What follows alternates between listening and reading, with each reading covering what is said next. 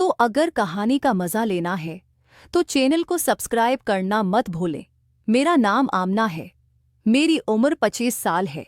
मैं सियालकोट के करीब एक छोटे मगर खूबसूरत गांव में पैदा हुई और यहीं पर बड़ी हुई। हमारा गांव खेतों से भरा हुआ था। सुबह जब सूरज की किरणें खेतों पर पड़ती तो हर तरफ सुनहरी रोशनी फैल जाती। गांव की मिट्टी की खुशबू, परिंदों की चहचहाहट और शाम को ठंडी हवा के झोंके, ये सब मेरी यादों में ऐसे महफूज हैं जैसे किसी तस्वीर में कैद कर दिए गए हों। मेरे वालिद गांव के माजिज और तालीम याफ्ता इंसान थे। वो सबकी मदद करते, बड़े छोटे का ख्याल रखते और हमें हमेशा ये सिखाते कि इज्जत और सच्चाई जिंदगी की सबसे बड़ी दौलत है। वालदा एक घरेलू मगरबाज़वा खातून थी जिन्होंने हमें दीन और दुनिया दोनों की तालीम दी। हम 3 बहन भाई थे। मैं सबसे बड़ी थी, इसलिए घर वाले मुझसे खास तौक़ात रखते थे। बचपन से ही लोग कहते थे कि मेरी शक्ल सूरत अच्छी है, रंग साफ, आंखें बड़ी और गहरी और मुस्कुराहट में एक सादगी। मगर मेरे वालिदैन ने कभी गरूर का मौका नहीं दिया। वो हमेशा कहते थे, बेटी हसन अल्लाह की अमानत है, इस खूबसूरती करदार में है। मुतरक तक मैंने गांव के स्कूल से तालीम हासिल की। वहां सब मुझे जानते थे और मेरा रवैया सबके साथ अच्छा था। पढ़ाई में मैं हमेशा आगे रही। उस स्कूल से निकलने के बाद शहर की लड़कियों के कॉलेज में दाखिला लिया। वहां का माहौल महफूज था, जहां मैंने दोस्ती के मुकाबलों में हिस्सा लिया और अपनी पढ़ाई पर पूरी तोजा दी। लेकिन जिंदगी का नया मोड़ तब आया जब मैंने यूनिवर्सिटी में कदम रखा। यहाँ लड़के और लड़कियां साथ साथ पढ़ते थे। शुरू में ये सब मेरे लिए बहुत नया और अजीब था। मैं हमेशा संभल कर रहती, कम बात करती और बस पढ़ाई पर फोकस करती।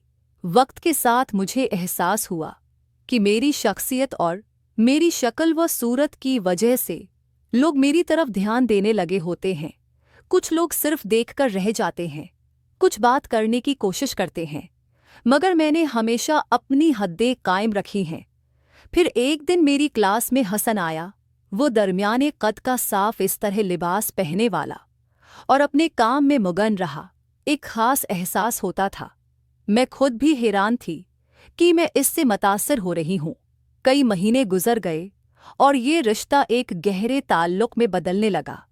हम एक दूसरे की पसंद नापसंद, ख्वाब और खौफ सब जानने लगे। हसन अक्सर कहता, आमना तुम बहुत अलग हो, तुम जैसी लड़की शायद जिंदगी में एक बार मिलती है। मैं ये सुनकर मुस्कुरा देती, मगर दिल में खुशी महसूस करती। फिर आहिस्ता आहिस्ता उसके अल्फाज बदलने लगे। वो कभी मेरा हाथ पकड़ लेता, कभी करीब आकर बात करता। मैं शुरू में ये सब हंसी में टाल देती, मगर दिल के अंदर एक नरम सा जज्बा उसे रोकने नहीं देता था। एक दिन आस ने कहा, आमना आज क्लास के बाद मेरे साथ चलो, एक सरप्राइज है। मैंने पूछा, किया है?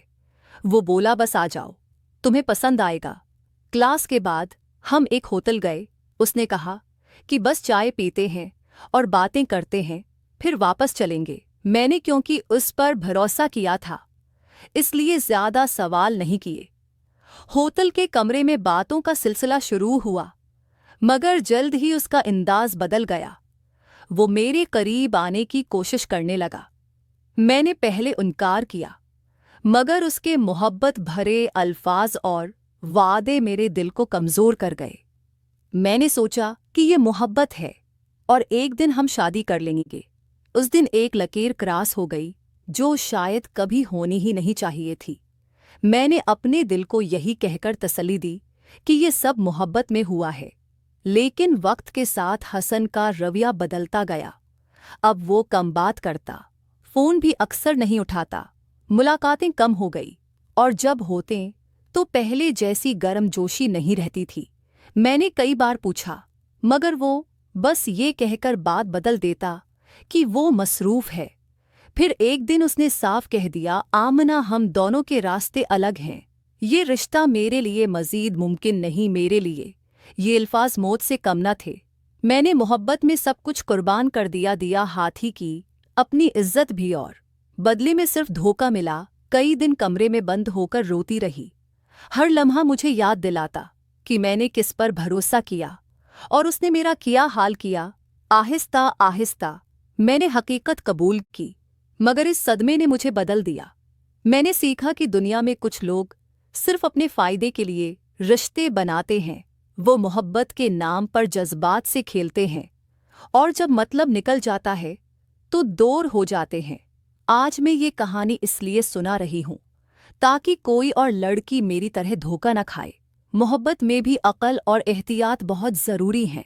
इज्जत सबसे कीमती चीज़ है और उसकी हिफाजत सबसे पहले खुद को करनी चाहिए। दोस्तों, अगर कहानी पसंद आई हो तो वीडियो को लाइक करें और चैनल को सब्सक्राइब करना मत भूलें।